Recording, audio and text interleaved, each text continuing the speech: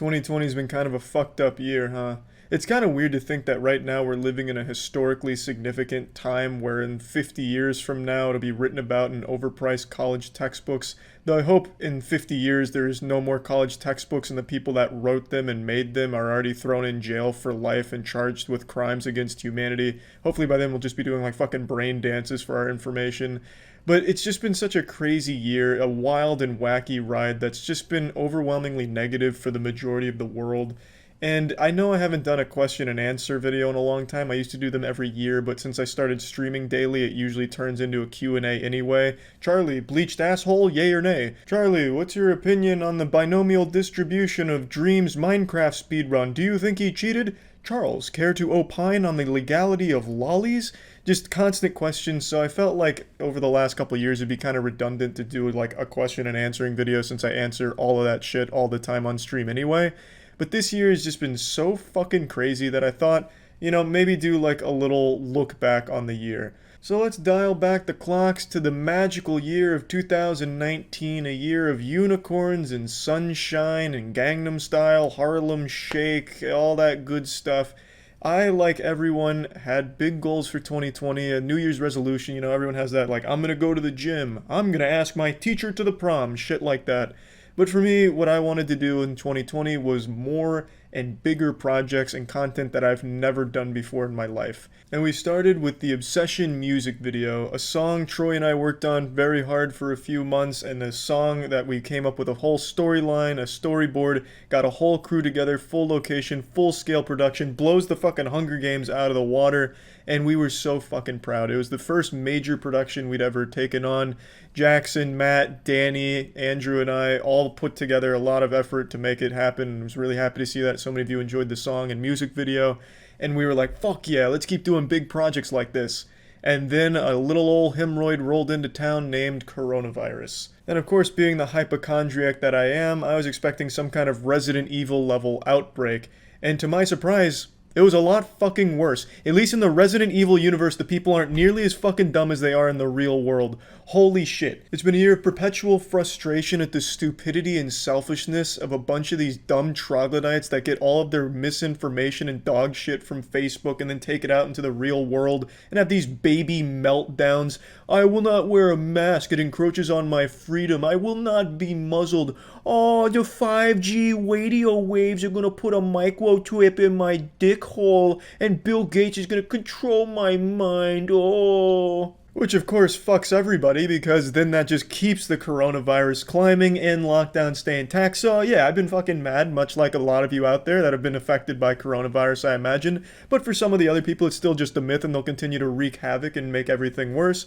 But of course, I could go on and on. The point of me bringing this up is I've made a lot of videos making fun of these people, the Karens, the anti-maskers. I've done a lot of that content this year. I haven't done a lot of it recently because at this point, it's just the same fucking Karens having the same meltdowns. It's like these people are just printed at a laboratory, just like a cloning facility, making these dumb fucking idiots to laugh at. And of course, I still love a good Karen freak out, but at this point, they're all just kind of the same thing. So I haven't done that much Karen content recently, but that was a huge part of the content that I made, especially early on in the pandemic. But 2020 hasn't been all bad. For me personally, 2020's been actually pretty incredible when it comes to the support on the channel and a lot of the projects that I've been a part of. It's been actually really fucking incredible. And I know I've said thank you a million times now, but I really can't put into words just how much it means to me. I've done a lot of projects I've never even dreamed I'd be able to do, and it's all thanks to all of you. Like Skynet, which is probably one of the things I'm most proud of. Again, another music video from a song Troy and I made, The Gentlemen, animated by the extremely talented Sikowski Studios. That was a year in the making. A lot went into that. A lot of people went into that to make that happen, and to see the support on that and just even being able to make that is just incredible. And then even just recently with another song we did, I Am Truth. That was another full-scale production with Sikowski Studios again. It was something that we had a lot of people involved in to make that project come to life. Troy worked his fucking ass off on the track, putting full nuts-to-butts action into it to make this breathtaking banger. The song is professionally mixed by Ben Gross, who was behind Breaking Benjamin's albums, Disturbed, Sevendust. His discography is longer than the fucking Wikipedia page on Protons, and he mixed this song. It's projects like these that it just makes it really indescribable experience to put so much into these projects and to see a lot of you really enjoy them. And it just really means the world to me. The support on the streams, even just some of the emails some of you have been sending me, it really is just fucking crazy what this year has brought. I know it's been an extremely hard year, and I really can't say thank you enough for just the incredible amount of support all of you have given me and the channel and just everyone involved in the projects that we've been doing, the tier lists, that's again a lot of people involved, Jackson, Danny, Matt, again. It's just we've been doing so much content, and I've been having so much fun doing different kinds of content, and it just means the world to see that a lot of you do really resonate with it. And again, I just can't say thank you enough for all of that. And we definitely want to continue making bigger, better, wetter content. And really, just looking back on the year, I was able to do a lot of really cool shit this year thanks to all of you.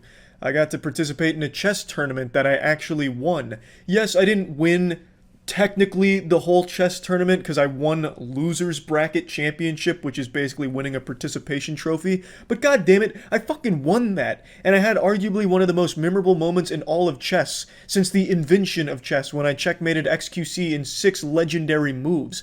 That right there is an event that'll echo throughout time and space. If there's nothing left of humanity in 1,000 years, that event will probably still persist in legend across the galaxy. This year I also found a love of ketamine with Mr. Krabs overdoses on ketamine and dies, where I got to hold the world record for the any percent speedrun route for 3 glorious, unforgettable days of pure euphoria, where I was atop of the food chain and a pioneer in Mr. Krabs overdoses on ketamine speedruns.